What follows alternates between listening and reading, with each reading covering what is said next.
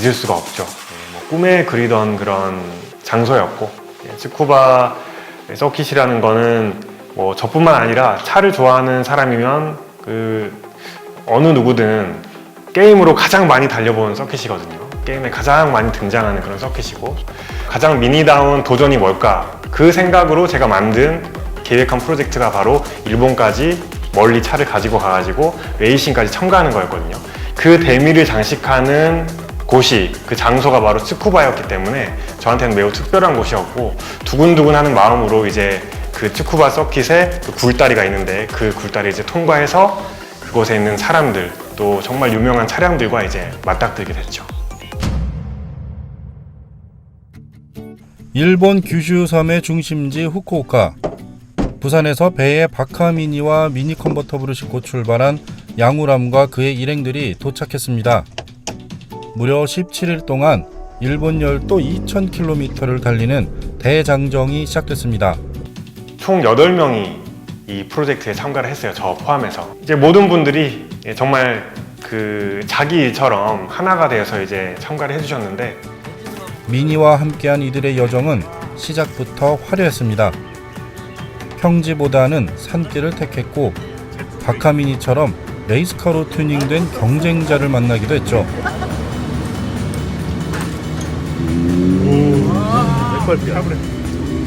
그러네.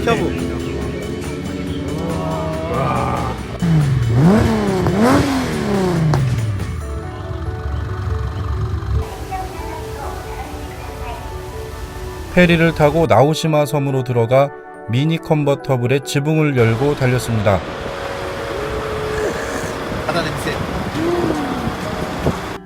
본격적인 미션 수행에 앞서 로드 트립을 즐기며 몸을 풀었습니다. 첫 번째 미션은 바로 스즈카 서킷에서 예정돼 있었습니다.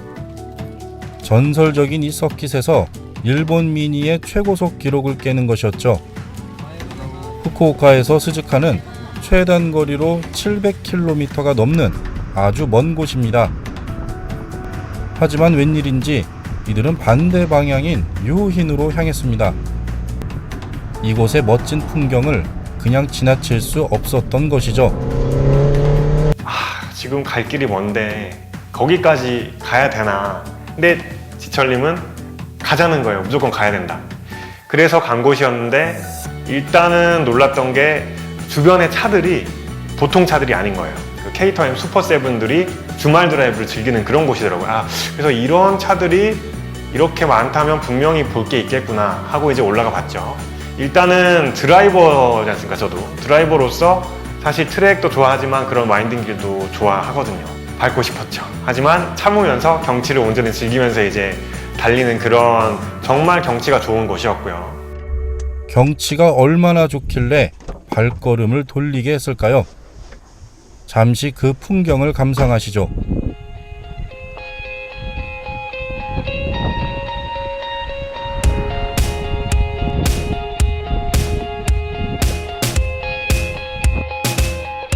녹색의 미니쿠퍼 2대가 이국적인 황금빛 갈대밭과 너무나도 잘 어우러집니다. 곧 비가 내렸습니다. 빗길은 드라이버의 본능을 더욱 자극했습니다. 사실 저러다 차가 미끄러지기라도 하면 어쩌나 걱정했지만, 능숙한 드라이버들은 안전하게 운전 솜씨를 뽐내며 유후힌을 벗어났습니다. 화산지대다 보니까 주름져 있는 그런 화산의 광경, 넓은 그런 광경하고, 또 황금빛으로 빛나는 그 갈대밭, 그리고 또 고도가 높은 데다가 이제 해질녘이었기 때문에 해가 이제 눈높이에서 황금빛으로 이제 눈에 싹 들어오는 거예요.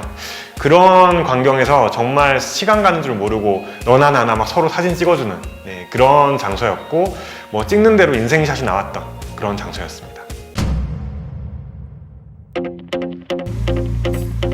신이 만든 서킷이다. 페라리 팀 소속의 전설적인 레이서 제바스티안 페텔은 스즈카 서킷을 두고 이렇게 말했습니다. 세 바퀴 달리고 한 대는 못 빼야. 그 타이어 시켜. 브레이크.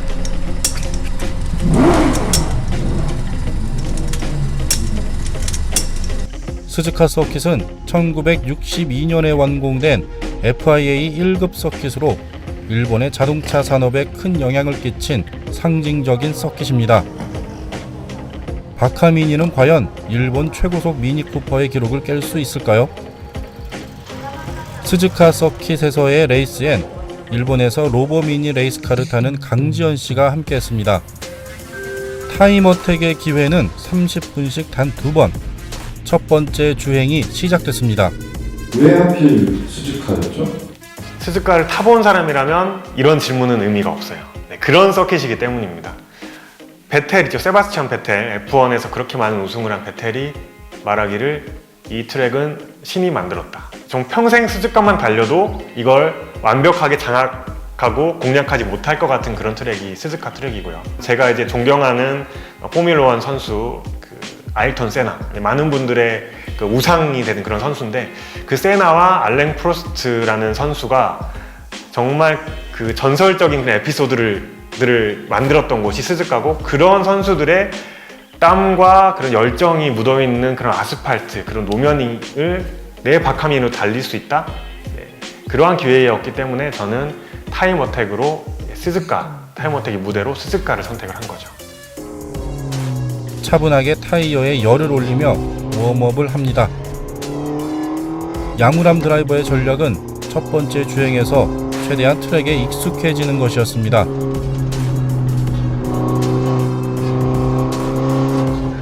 본격적으로 1번 코너부터 공략을 시도해봅니다. 그런데 차 한 대가 계속 바카미니의 발목을 붙잡습니다. 분명히 속도가 더 느린데도 좀처럼 길을 터주지 않는 로터스 211. 첫 번째 주행에서 바카미니는 제대로 트랙을 달려보지도 못하고 일단 피트인을 해야 했습니다. 이런 게 바로 타임어택 주행의 변수입니다. 로터스가 안 비키네. 로터스 안 믿기지? 제가 훨씬 빨라요. 괜찮아? 네. 느낌은 괜찮아? 5단까지 자주 들어간다고. 5단까지? 많이 써. 한 3번 써. 출력 잘 나오는 것 같아. 직발에서도 좋아. 58도, 54도 안쪽이. 근데 지금 중간이 60도 떠요. 그러니까 공기압을 빼야 돼. 기름 10리터만 갈게. 반틈 12.5리터. 그리고 S코너에서 4단으로 계속 가. 4단. 배그너 전에 5단 들어가고. 엄청 고속 서킷이네. 인제는 겨우 5단 들어갔다 빼는데 5단을 한 3번 넣어야 돼. 그런 스즈카였는데 그날 아침에 이슈가 하나 있었어요. 바퀴를 이제 토크를 조이려고 구웅서 씨가 이제 조이려고 보니까 운전석 앞바퀴가 움직이는 거예요. 헐렁헐렁. 보니까 미처 몰랐던 부싱에 문제가 있어가지고 하체에 문제가 있어서 사실 100%의 주행을 할 수가 없는 상태에서 어쩔 수 없이 이제 타임어택을 감행해야 되는 그런 상황이었습니다. 두 번째 기회를 노렸습니다. 이번에는 무게를 줄이기 위해 연료를 최소한 적게 넣고 달려보기로 합니다. 여러모로 불리한 상황이었지만 그렇다고 포기할 수도 없었습니다. 남은 시간은 단 15분. 스즈카 서킷의 내리막 코스에서 엔진의 모든 힘을 쥐어짰습니다. 1번 코너에서 앞서 달리던 차와 부딪힐 뻔도 했는데요. 한순간에 사고로 이어질 수도 있었던 아찔했던 순간이었습니다. 이어서 구불구불한 연속 S코너로 진입했습니다. 고난도의 코스라 욕심을 부리는 순간 남은 코스 주행을 모두 망칠 수 있어서 미세한 속도 조절이 필요한 구간이죠. 그래도 바카미니는 능숙하게 잘 빠져나갔습니다.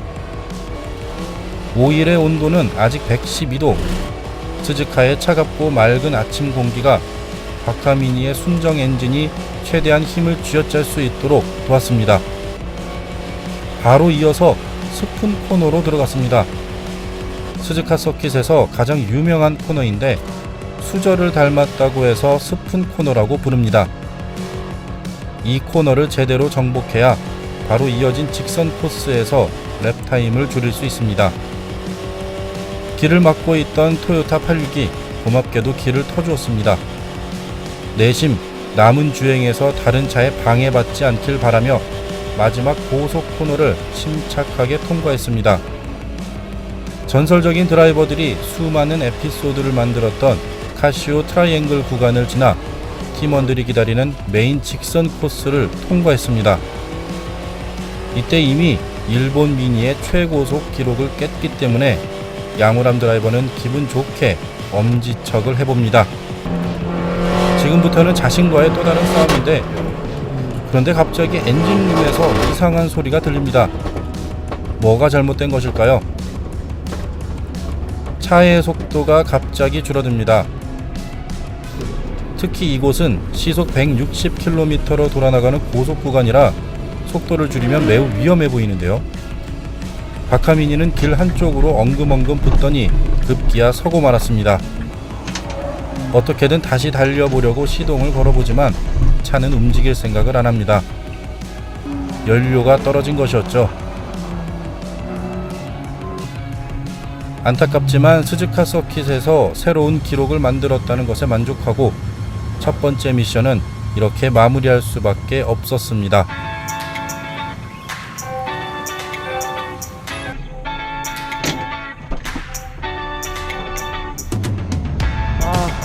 끝났어. 다시 못 나가? 끝났어. 아, 아까 안 지나가더니 늦게 지나가더라고. 10분에서 기름이 한쪽으로 쏠렸어. 15% 있던 게 9%로 내려가면서 10분에서 너무 빠르니까 다 쏠려버렸어, 기름. 기름을 많이 넣었어야 되네. 여기 고속코스라 기름을 많이 넣었어야 돼. 그러면 지금 가도 그랬을 때 서버리면 기름이 아예 안 들어가? 네, 그 다음에 시동 걸어도 안 돼? 되더라고. 아. 그래서 겨우 그래도 다행인 게 바이크 피팅하는 데까지 딱 같이 탔어요. 다행히. 난또 아, 빨리 기름이 따랐잖아. 서게 됐죠. 타임어택이에요, 이건. 그래서 오랫동안 일정한 페이스로 달리는 게 중요한 게 아니라 딱 한 랩만이라도 최고의 성능을 내서 최고의 기량을 뽐내서 기록을 내버리면 최소한의 연료로 달릴 때 가장 최대한의 타임을 얻을 수가 있는 거거든요. 근데 탈출할 때 저도 모르게 그래도 박수를 치게 되더라고요. 제가 목표로 했던 랩타임보다 더 빠른 랩타임이 하나가 나왔었기 때문에 일본에서 가장 빠른, 스즈카에서 가장 빠른 기록을 갖고 있는 미니보다 거의 5초나 빠른 기록으로 이제 랩타임의 기록을 세웠죠. 그래서 일본 스즈카에서 가장 빠른 미니는 그 시점부터 박하민이가 됐던 거죠. 기분 좋게 스즈카 미션에 성공하고 연료를 가득 넣고 다음 목적지로 향했습니다. 다음 미션은 일본 전국에서 모인 미니들과 스쿠바 서킷에서 대결하는 것이었죠. 그 전에 양우람 일행은 일본에서 미니로 유명하다는 한 남자를 찾았습니다. 바로 코스케 사토인데요. 그는 듀웰 에이지라는 이름으로 전 세계에서 미니 장인으로 통하는 남자입니다. 평소 친분이 있었던 코스케는 자신의 손으로 행운의 스티커를 박하미니에 붙여주며 건투를 빌어주었습니다. 역시나 저희의 관심은 미니였어요. 그래서 미니만 나타나면 거기를 보고 어떤 미니인가, 어떤 오너인가, 또 어떤 샵인가 그렇게 봐왔거든요. 미니라는 차는 어떤 나라에서도 그 문화적 감성이 되게 뛰어난 차고, 로버 미니 샵을 들렸습니다. 미니 클립이라는 샵을 들렸고, 로버 미니의 현재를 보면 BMW 미니의 미래가 보인다고 볼 수가 있어요. 그 아이덴티티가 워낙에 강렬한 차기 때문에 그게 로버에서 만들었건 뭐 BMW에서 만들었건 그 차의 방향은 또 같다고 저는 보고 있거든요. 그 미니 클립은. 그래서 그냥 로버 미니 타다가 고장나면 고치고, 네, 그렇게 계속 타고 가꾸고 뭐 복원하고 이런 샵이었지만, 그들이 놓치지 않고 있었던 거는 레이싱이었어요. 역시나 미니의 아이덴티티 중에 레이싱, 운전 재미는 절대 빼놓을 수 없구나, 그런 걸 느낄 수 있었고, 역시 제가 가고 있는 길, 제가 박하미니로 이렇게 와 있는 이 행위 자체가 미니를 대변할 수 있는 그런 행위가 아닌가, 이런 생각을 했었고요. 사실 미니라는 차는 처음에는 실용성으로 시작을 했거든요. 실용적으로 어떻게 차를 만들까 하고 실용성으로 시작된 차지만, 불과 얼마 안 돼서 레이싱이라는 신발을 신을 수 있었고요, 역사적으로. 그리고 아티스트들에 의해서 패션이라는 옷을 입은 그런 좀 멋진 차가 됐습니다. 벌써 한국을 떠나온 지 2주일이 흘렀습니다. 이들은 더욱 복잡하고 화려한 곳으로 향했습니다. 이제 츠쿠바에 가는 도중에 이제 도쿄가 있었습니다. 도쿄는 아마 뭐 아시아에서 가장 인구 밀도가 높은 그런 곳일 거예요. 그래서 일본에 일단 왔는데 우리가 왔다. 이거 드러내 보이고 싶었어요, 저는. 그래서 가장 많은 사람이 있는 그 도시에 들어가서 우리가 여기 왔다. 보여줄게. 네, 이런 기분으로 네, 이제 도쿄로 이제 향했고요. 그리고 나서 이제 츠쿠바로 가게 됐죠. 2대의 미니가 도쿄의 밤거리를 질러 어디론가 향했습니다. 도쿄에서도 가장 번화가로 손꼽히는 시부야였죠. 시부야는 영화나 드라마에서 도쿄를 소개할 때 대표적으로 등장하는 번화가입니다. 좁고 복잡한 일반 통행길을 누비며 한국에서 온 미니의 존재감을 드러내기 시작했죠. 바카미니가 시부야의 교차로에 서자 사람들의 이목이 쏠렸습니다. 신호가 바뀌자 바카미니는 쩌렁쩌렁한 배기음을 시부야 밤거리에 퍼뜨리며 박력을 과시했습니다. 드디어 두 번째 미션, 결전의 날이 다가왔습니다. 전날 밤 스쿠바 서킷 규정에 따라 배기관을 교체했습니다. 새로운 배기관은 구흥서 미케닉의 숙련된 손끝에서 순식간에 바카미니와 하나가 됐습니다. 다음날 이른 아침 도쿄 숙소에서 스쿠바 서킷으로 향했습니다. 슬슬 이 무모한 도전의 끝이 보이기 시작했죠.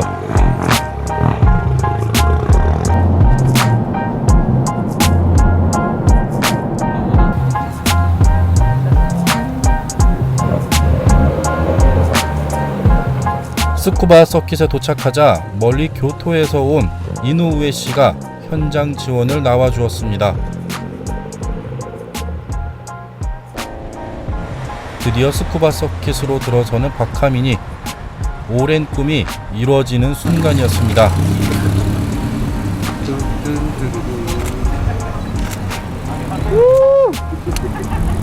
안녕하세요. 안녕하세요. 스쿠바 서킷은 지금껏 수많은 레이싱 게임의 단골 무대로 등장한 곳입니다. 튜닝카의 성지이자 전세계 자동차 마니아들이 열광하는 곳이죠. 이날은 일본 BMW 모터스포츠 협회에서 주관하는 대회가 열렸는데요. 일본 전국에서 미니로 레이스를 즐기는 이들이 이날 다 모였습니다. 바카미니도 특별히 이날 레이스에 함께 하기로 했습니다. 한국 영암 서킷에서 미니로 최고속 기록을 세우고 스즈카 서킷에서도 기록을 갈아치운 바카미니. 과연 이번 레이스에서는 어떤 경기를 보여줄지 기대가 됩니다. 번호표를 받은 건가요? 네, 엔트리 받았고 폰도 받았고요. 준비해야죠. 내내 밝은 모습이었던 양우람 드라이버도 이때만큼은 긴장한 모습이 역력했는데요. 아무쪼록 안전하게 경기를 마치길 기원해 봅니다.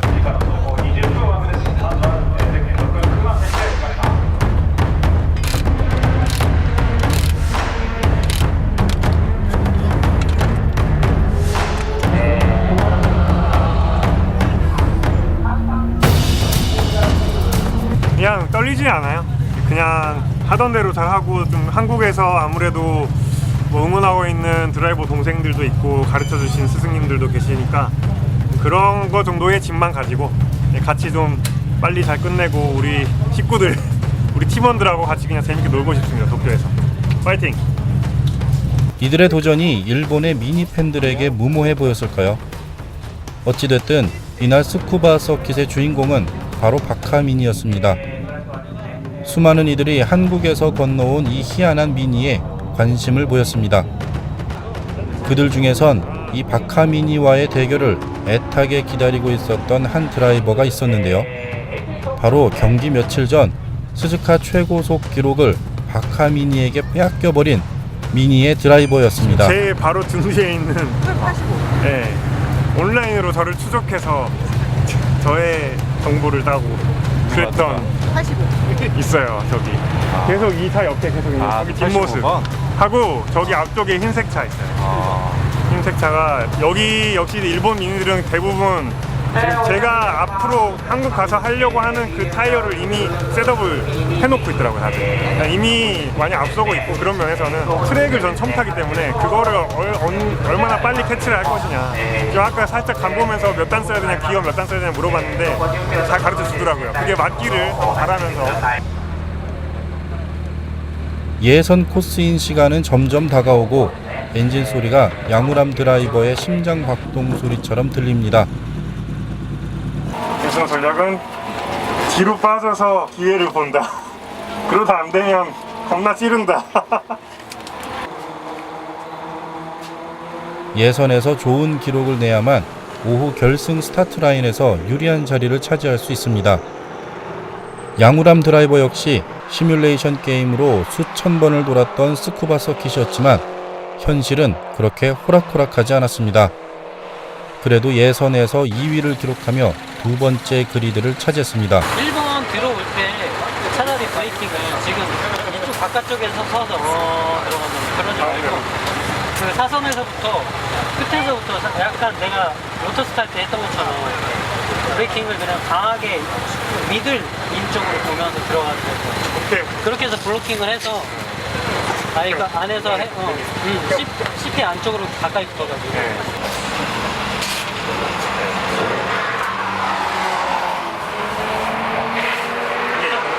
또 2렙에 나왔는데 배랩이 이거는 2렙에 나왔다는 거는 그 다음에 다 망쳤다는 거예요. 이 그리드인데 이 그리드가 우측이에요. 인코너야. 거기서 머리를 스플리터로 이렇게 위협을 하는 거지. 이렇게 살짝 이렇게 딱 보여주고 일단 들이대. 자, 에너지 한번 더 줄게. 내 손 잡아. 파이팅.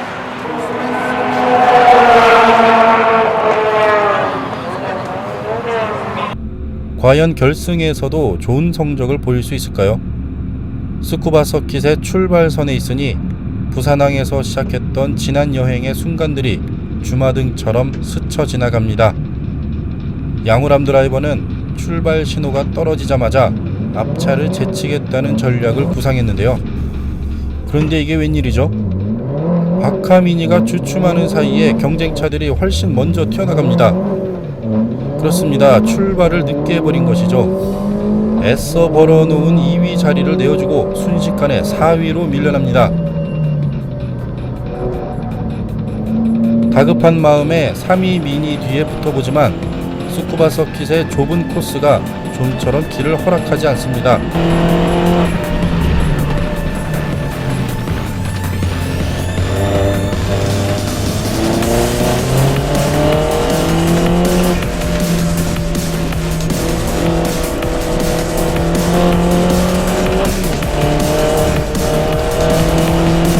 (3위로) 달리고 있는 미니도 쉽게 자리를 내어주지 않습니다.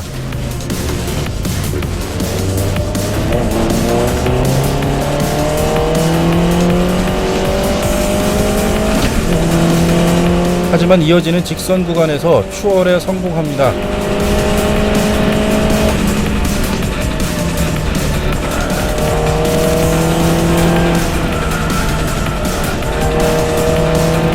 바로 이어서 사정권 안에 들어온 2위 미니. 예선에서 박하미니보다 빠른 랩타임을 기록한 튜닝카입니다. 선두권에서 한치의 틈도 없이 전력 질주하는 모습이 아주 박진감이 넘칩니다.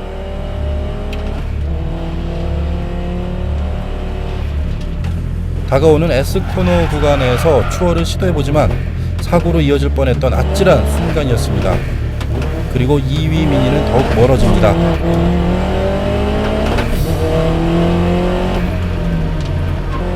그래도 박하민이는 포기하지 않았습니다. 경기 중반부에 들어서 다시 2위 미니를 따라잡기 위해 가속 페달을 밟았습니다. 안쪽으로 파고들 것처럼 속인 후에 상대가 방어할 때 유리한 라인으로 진입하면서 추월에 성공했습니다. 아무리 가속력이 좋은 차라도 불리한 라인에 갇히면 제대로 힘을 쓰지 못합니다. 이제 박하민이 앞에 남은 차는 단 한 대. 바로 스즈카 서킷에서 최고속 기록을 빼앗긴 바로 그 미니입니다. 이 앞에 파란 미니는 백마커인데요. 백마커를 따라잡았다는 건 경기가 곧 끝난다는 뜻입니다. 남은 랩수는 단 2바퀴. 1위 미니도 페이스가 떨어진 듯 점점 가까워져 옵니다. 이대로 상대방을 압박할 수 있으면 아직 승산은 있습니다. 점점 더 가까워지는 1위 미니. 급 코너를 돌아 백스트레이트로 향하는데요. 이 상태에서 앞차가 보인다면 추월할 수 있습니다. 그런데 한 번에 따라잡기엔 거리가 너무 멉니다.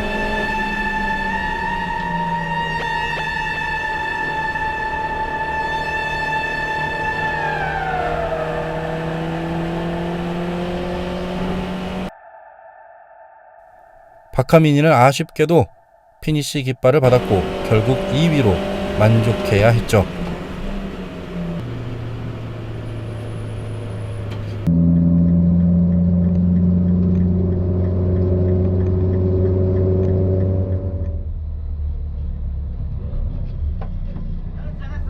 처음에 죽는 줄 알았는데 잡을 줄 알았어.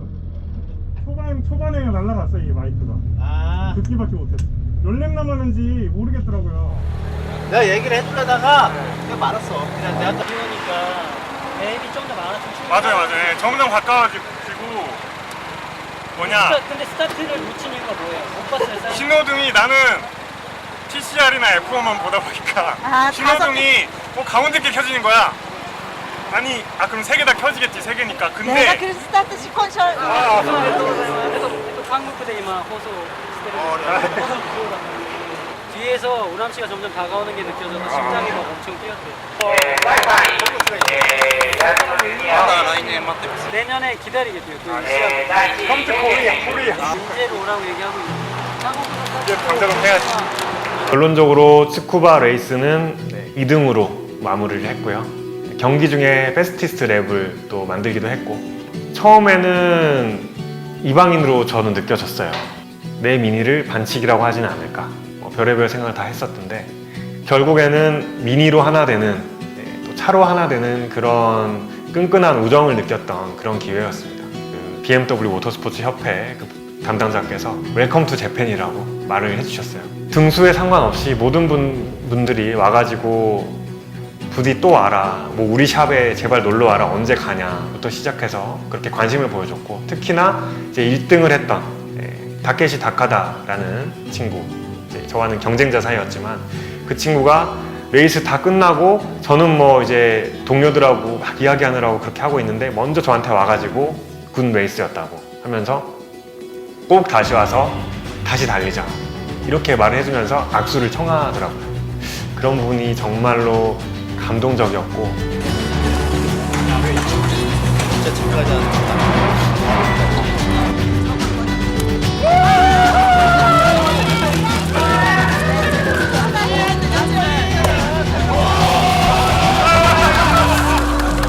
17일 동안 3,000km를 달리며 총 8명의 팀원이 함께했던 이 무모한 도전의 이야기는 여기서 끝이 납니다. 큰 사고 없이 모두가 무사히 미션을 마치며 잊을 수 없는 추억을 만들었습니다. 그리고 양우람 드라이버는 또 다른 꿈을 꾸고 있는 듯 보입니다. 물론 함께 해준 동료들과 그 순간을 함께 한다는 것도 감동이었지만 정말 기대하지 않았던 그런 뭔가 보물을 찾은 느낌? 일본까지 가서 고생만 하고 남는 게 없으면 어떨까 사실 걱정도 하면서 출발했지만 결국에 사람은 질러야 되는 것 같아요. 직접 가보니까 다른 사람을 알게 되고 그 사람들이 내가 갖고 있는 이 열정에 전염되고 그걸 나누고 또 감동하고 하면서 친구가 되는 거죠. 상당히 큰 도전을 성공을 했어요. 제가 아니라 저희 팀 모두가, 동료분들이 성공을 했는데 이건 시작에 불과하지 않나, 그런 이제 더 미친 생각을 이제 하게 된 거죠. 또 가지 뭐. 그리고 그 다음에는 어떤 멋있는 이야기를, 멋있는 장면을 또 만들어 볼까, 벌써 또 다음 프로젝트를 생각을 해두고 벌써 진행을 하고 있습니다. 그때도 많이 지켜봐 주시길 바라겠습니다.